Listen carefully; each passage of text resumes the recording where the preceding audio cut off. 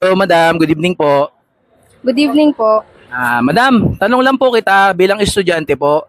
Pabor po ba kayo na bigyan po ng additional na 170 million si VP Sara Duterte na hinihingi po nila sa kabila ng hindi niya pa mapaliwanag until now yung pondo ng mga estudyante nung nasa DepEd pa siya. Tapos recently, lagi rin po siyang nasa abroad. Mukhang hindi po siya nagtatrabaho as Vice President. Kayo po ba, pabor po ba kayo na ibigay yung kanyang hinihinging 170 million na dagdag?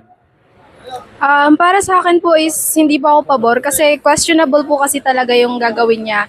Since hindi naman niya na-provide, as hindi naman niya na paliwanag kung bakit niya nagastos yun. At saka yung budget kasi na binigay sa kanya before is hindi naman talaga, parang walang nakuha yung mga student.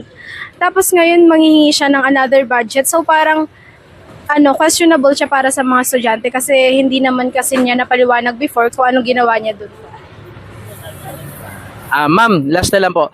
Importante po ba na mangyari na itong impeachment trial para mapaliwanag niya kung sakasakali man na siya ay inosente o malaman din ng mga tao kung siya ay guilty? Para sa akin, importante po talaga na mangyari yon kasi in that way, meron din siyang um, time para mapaliwanag niya kung bakit nangyari yung ganong situation. At saka pabor din naman sa kanya yun kasi ang mangyayari kapag nag-explain siya is may possibility na hindi naman siya talaga guilty sa ginawa niya. So ang importante talaga is mapaliwanag niya kung bakit nangyari yun. At saka para mapaliwanagan din yung mga taong bayan sa ginawa niya.